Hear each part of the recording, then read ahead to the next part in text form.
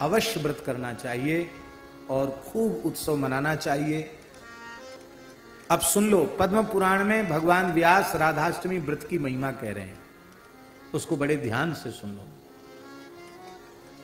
शौनक उवाच कथयस्व महाप्राज्ञ गोलोकम याति कर्मणा सुमते दुस्तरात् केन जनः संसार सागरात् राधायाश्चाष्टमी सूत तस्या माहात्म्यमुत्तमम्। शौनक जी महाराज पूछ रहे हैं कि हे सूत जी महाराज, जीव के लिए गोलोक की प्राप्ति अति दुर्लभ है। वो अति दुर्लभ नित्य धाम गोलोक की प्राप्ति जीव को सुलभ कैसे हो, ये आप कृपा करके बताओ। इस दुस्तर संसार सागर से पार उतर करके और वो कैसे दिव्य धाम गोलोक की प्राप्ति करे, जहां पहुंचने के बाद फिर लौटकर कभी आना नहीं पड़ता है। उस परम धाम दिव्य धाम गोलोक धाम की प्राप्ति कैसे करे। सूत जी ने कहा, हे शौनकादि ऋषियों, आपने बहुत अच्छी बात पूछी। आपने जो प्रश्न किया है, यही प्रश्न एक बार देवर्षि नारद जी ने अपने पिताश्री ब्रह्मा जी से किया था। नारद उवाच, क्या कहा था नारद जी ने, बहुत ध्यान से सुने। ब्रह्मोवाच, नारद जी ने कहा, क्या कहा, पितामह महाप्राज्ञ सर्वशास्त्र विदांबर राधा जन्माष्टमी तात कथयस्व महाममाग्रतः। यही प्रश्न नारद जी ने ब्रह्मा जी से पूछा। तो ब्रह्मा जी ने कहा था, बेटा नारद, असार संसार सागर से, अपार दुस्तर भव सागर से पार उतरकर नित्य गोलोक को प्राप्त करके श्री राधा कृष्ण की नित्य सेवा प्राप्त करने का सबसे श्रेष्ठ और सबसे सरल साधन है भादों शुक्ल पक्ष की अष्टमी तिथि आने पर अत्यंत श्रद्धा पूर्वक श्री राधाष्टमी व्रत करें।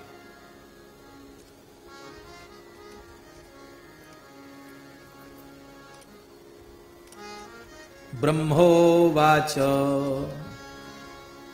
ब्रह्मा जी ने कहा, नारद जी ने कहा, महाराज आप कृपा करके उस राधाष्टमी व्रत की महिमा भी सुनाइए, उसका क्या पुण्य फल है, इस राधाष्टमी व्रत को पहले किसने किया था, और अकुर्वताम जनानाम ही किल्विषम किम भवेद द्विज, जो राधाष्टमी व्रत नहीं करते हैं उनको कौन सा पाप लगता, सो भी बता दो। दोनों बातें। केनैव तु विधानेन कर्तव्यम तद्व्रतं कदा कस्मात् जाता च सा राधा तन्मे कथय मूलतः। हे भगवान, किस विधि से राधाष्टमी का व्रत करना चाहिए और वह राधा रानी प्रकट कैसे हुई, उनके प्राकट्य की बात भी बताओ। ब्रह्मोवाच, श्री ब्रह्मा जी महाराज कह रहे हैं, राधाष्टमी व्रतम राधा जन्माष्टमी वत्स शृणुस्व सुसमाहिता कथयामि समासेन समग्रम हरिणा विना। राधाष्टमी, राधा जन्माष्टमी के संबंध में हम तुम्हें सुना रहे हैं, तुम समाहित चित्त से सुनो। नारद जी कहते थे, महाराज विस्तार से सुनाओ। ब्रह्मा जी बोले, विस्तार से नहीं सुनाएंगे, समासेन, संक्षेप में सुनाएंगे। क्यों? भगवान के बिना राधा रानी के तत्व को और कोई दूसरा नहीं जान सकता। कोई दूसरा जान ही नहीं सके तो हम कहां से वर्णन करेंगे, संक्षेप में सुनाएंगे। कथितम तत्फुलम पुण्यम न शक्नोत्यपि नारद कोटि जन्मार्जितम पापम ब्रह्म हत्यादिकम महत् कुर्वन्ति ये सकृत भक्त्या तेषाम नश्चित तत्क्षणात्। कहते हैं, इसके पुण्य का वर्णन करने की हमें सामर्थ्य नहीं है। करोड़ों जन्मों के ब्रह्म हत्या जैसे भयंकर पाप भी केवल एक बार श्रद्धा पूर्वक राधाष्टमी व्रत कर लें तो उनके उसी क्षण नष्ट हो जाते हैं। एकादश्या सहस्रेण यत् फलम लभते नरः राधा जन्माष्टमी पुण्यम तस्मात् छत गुणाधिकम। 1000 बार एकादशी करो। एकादशी माने एकादशी, कुछ न खावे पीवे, ऐसी निर्जल 1000 एकादशी करे और उन 1000 एकादशियों का पुण्य उसको 100 गुना कर दे, 1 लाख हो जाएगा। और कहते हैं एकादशी 1000 एकादशी, 1000 एकादशी को 100 गुना कर दो, माने 1 लक्ष्य, 1 सहस्त्र एकादशी करने का पुण्य उससे भी 1000 गुना पुण्य, 100 गुना पुण्य राधाष्टमी व्रत करने मात्र से प्राप्त हो जाता है। स्वर्ण दान की बड़ी महिमा है, पर सुमेरु पर्वत के समान कोई स्वर्ण दान करे उससे जो पुण्य होता वो केवल राधाष्टमी के व्रत से हो जाता है। सकृत राधाष्टमी कृत्वा तस्मात् शत गुणाधिकम। सुमेरु पर्वत के दान से 100 गुना पुण्य राधाष्टमी जन्म महोत्सव पर व्रत करने का है। कन्यादान का भी बड़ा पुण्य शास्त्रों में कहा गया है। 1 सहस्त्र कन्याओं का दान करे, 1000 अत्यंत अभावग्रस्त परिवार की कन्याओं का विधिवत विवाह करे, उससे जो पुण्य होगा वह पुण्य केवल एक बार राधाष्टमी व्रत कर लेने से हो जाता है। वृषभानुसुताष्टम्या तत्फलम प्राप्यते जनैः गंगादिषु च तीर्थेषु स्नात्वा तु यत् फलं भवेत् कृष्ण प्राण प्रियाष्टम्या फलम प्राप्नोति मानवः। गंगा आदि धरती की समस्त पवित्र नदियों में स्नान से जो पुण्य होता है उसका सैकड़ों गुना पुण्य केवल राधाष्टमी व्रत से हो जाता है। एतद् व्रतं तु यह पापी हेलया श्रद्धया पिवा करोति विष्णु सदनम गच्छेत कोटि कुलान्वितः। कहते कोई पापी मनुष्य बहुत श्रद्धा नहीं है उसकी, पर उसके द्वारा हो गया ये व्रत, तो कहते वह अपने कुलों के सहित भगवान के धाम में जाने का अधिकारी हो जाता है। पुरा कृत युगे वत्स वर नारी सुशोभना। पूर्व काल की बात है, सतयुग के समय में एक बड़ी सुंदर स्त्री थी, वर नारी सुशोभना, सुमध्या हरिणी नेत्रा शुभांगी चारुहासनी। बड़ी सुंदर मध्य भाग वाली, शुभांग वाली, पवित्र अंगों वाली, निर्दुष्ट अंग वाली और सुंदर हास्य वाली, हरिणी के समान नेत्र वाली एक बड़ी सुंदर सुकेशी चारुकर्णी, जो सुंदर केश और कर्ण वाली लीलावती नाम की एक परम दिव्य स्त्री थी, नारी थी। तया बहूनि पापानि कृतानि सुदृढ़ानि च। कई बार रूप भी हमारे पतन का कारण बन जाता है। उस स्त्री का वह उत्तम रूप, लीलावती नाम था उसका वह उत्तम रूप ही उसके पतन का कारण बन गया। उसने बहुत से पाप किए। एकदा साधना कांक्षी निश्चित पुरुतस्वतः। देखो 12 बरस में घूरे के दिन भी बदलते हैं। आखिर पाप कर्म करते करते इसके मन में एक बार ग्लानि हो गई। मन में आया कि अरे हमने ठीक नहीं किया, कितना दुर्लभ शरीर भगवान ने हमको दिया और हमने मनमाने कर्म करके। थोड़ा वैराग्य जगा उसको, लीलावती को वैराग्य जगा तो अपने नगर से बाहर की ओर वो आई, अपने नगर से बाहर आई। साधन कोई ऋषि मुनि महात्मा से हमको साधन मिले इस इच्छा से आई। और वहां आकर के उसने क्या देखा कि कुछ महात्मा लोग, वैष्णव लोग एक मंदिर में राधाष्टमी उत्सव मना रहे हैं। राधा कृष्ण के विग्रह का स्वरूप का सुंदर दूध दही घृत पंचामृत से अभिषेक कर रहे हैं और बड़ा सुंदर कलश आदि रख करके सुंदर उत्सव मना रहे हैं। तो उसको बड़ा आश्चर्य हुआ। वो विचार करने लगे कि क्या, उसके लिए तो नया था, ये क्या हो रहा है। राधाष्टमी व्रत परा सुंदरे देवतालय गंध पुष्पैर धूप दीपै वस्त्रै नाना विधि फलैः। गंध पुष्प दीप अनेक प्रकार के फलों से भक्ति पूर्वक श्री राधा रानी के श्री विग्रह का, राधाया मूर्ति उत्तमाम लिखा है महाराज जी इस पर। इसलिए इस तिथि पर घर में राधा रानी का स्वरूप, ठाकुर जी का जो स्वरूप है, उनका जरूर पंचामृत से विधिवत अभिषेक कराना चाहिए। सुंदर श्रृंगार करना चाहिए, सुंदर भोग धराना चाहिए। और फिर इसके बाद बधाई उत्सव करने भी लिखा हुआ है। क्या करना चाहिए? केचिद गायंत नृत्यंती पठंति स्तवमुत्तमम, कुछ नाच रहे हैं, कुछ गा रहे हैं, कुछ बजा रहे हैं, कुछ सुंदर सुंदर स्तोत्रों से राधा रानी की स्तुति कर रहे हैं।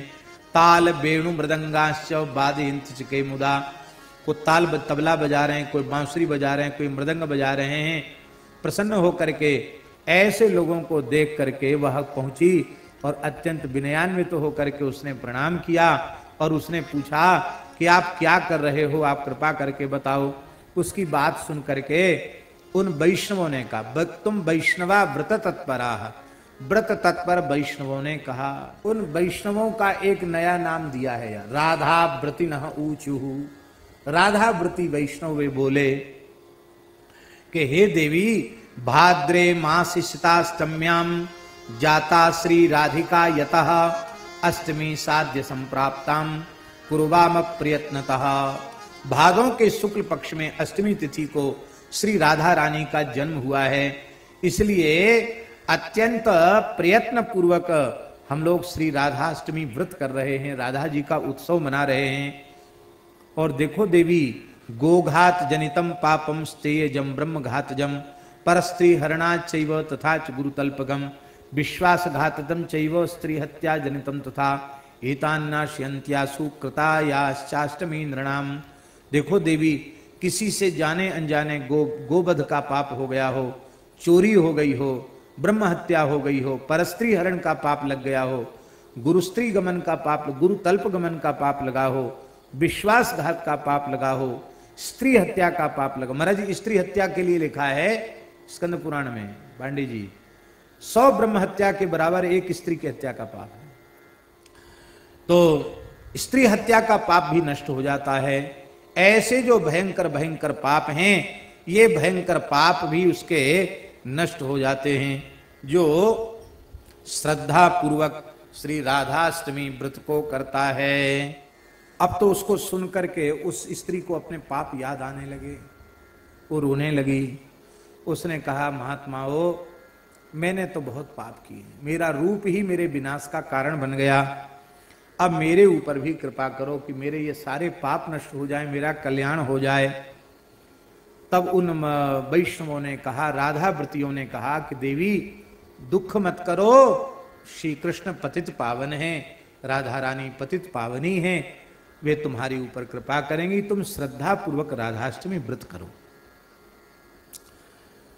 अब तो प्रसन्न होकर उसने कहा कि मैं अवश्य राधाष्टमी व्रत करूंगी। तत्रैव व्रतवि सार्धं कृत्वा सा व्रतमुत्तमम। अभी उसने कुछ खाया पिया तो था ही नहीं, उसने निश्चय कर लिया और उनके साथ ही वो व्रत करने लगी। संयोग की बात थी, वो व्रत करके लौट रही थी, उसी समय एक सर्प पर पैर पड़ गया। कोबरा काला सांप था, पैर पड़ गया और उसने उसको डस लिया और उससे वो मर गई।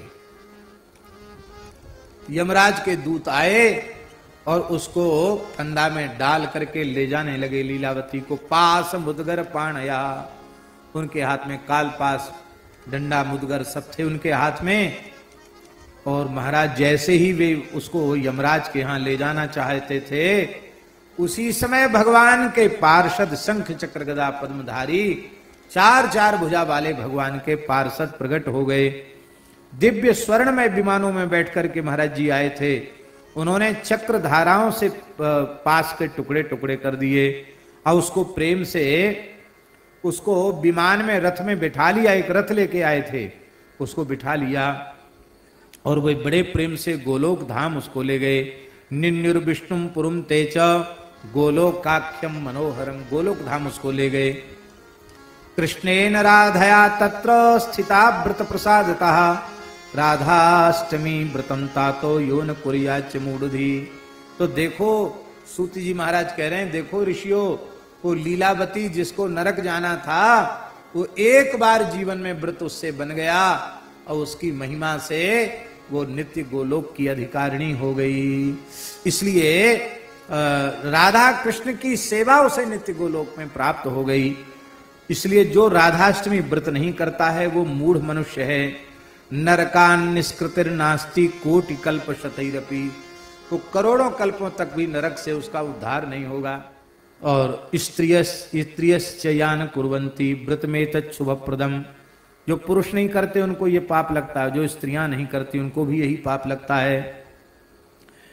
ये इस व्रत को करने से श्री कृष्ण प्रसन्न हो जाते हैं, राधा रानी प्रसन्न हो जाती हैं, सारे पाप नष्ट हो जाते हैं और अंत में भगवान के नित्य धाम को प्राप्त करता है। और जो नहीं करता उसको यमराज के यहाँ जाना पड़ता है। बोलो भक्तवत्सल भगवान की जय। राधाष्टमी की कथा जो श्रद्धा पूर्वक सुनता है वो संपूर्ण पापों से मुक्त होकर के भगवान के धाम में पहुंचने का अधिकारी हो जाता है। सर्व पाप विनिर्मुक्तश्चान्ते याति हरेर गृहम।